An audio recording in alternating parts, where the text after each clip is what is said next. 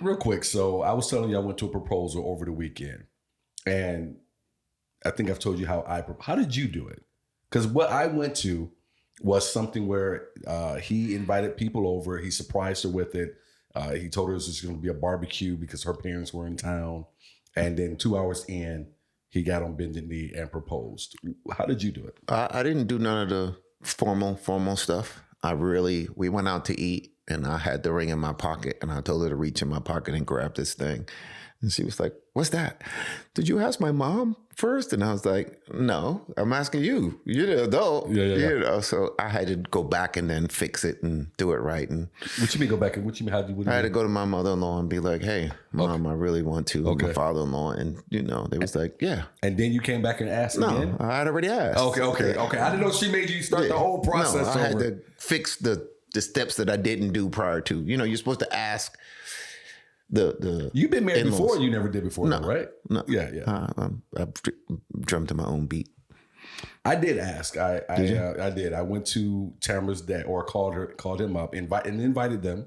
Called her mom, same thing. Called her other mom, same thing. Her other dad at the time, and come out if you can. Her dad was able to make it. No one else could make it at the time. Her other dad was a truck driver on the road. Her other mom couldn't get here. Neither one of her moms could get here for it. But I got approval from everyone. Okay.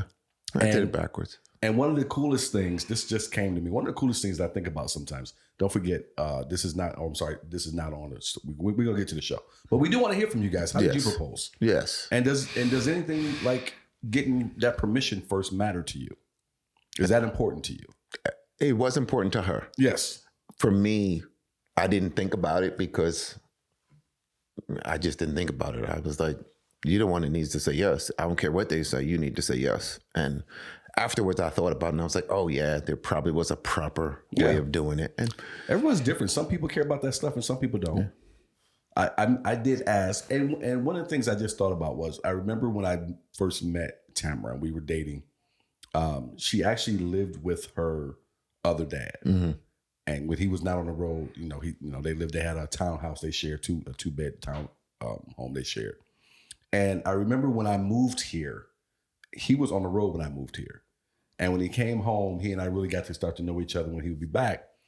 And he said to me, he said he knew he could move out and leave her by herself because he trusted me. It's funny you say that. It was just huge for me. My father-in-law, I knew he was a person, but I was at their house and he wasn't there because he was on the road. Mm-hmm. And then one day he came home and I was like, oh, you do exist. Because I very rarely saw Rex. He would pop in, he'd then be on the road. Christmas and Thanksgiving, he would come home. Right. But a lot of time he was on the road and he would come in for like a weekend and then go back out. And, he was doing U.S. Opens all around. So really good dude, though. So. Yeah, it's T was his name. That's what he went by. And just one of the nicest people. He's from the South. And with him, every other word, I didn't know what the hell he was saying, especially if he started speaking fast. Oh, yeah. But I used to call him Tamara's Black Pops. That's what he is in my phone, actually. Mm-hmm. And he was actually one of the exes of her mom, of her biological mom. And he met Tamara when Tamara was 17. Okay.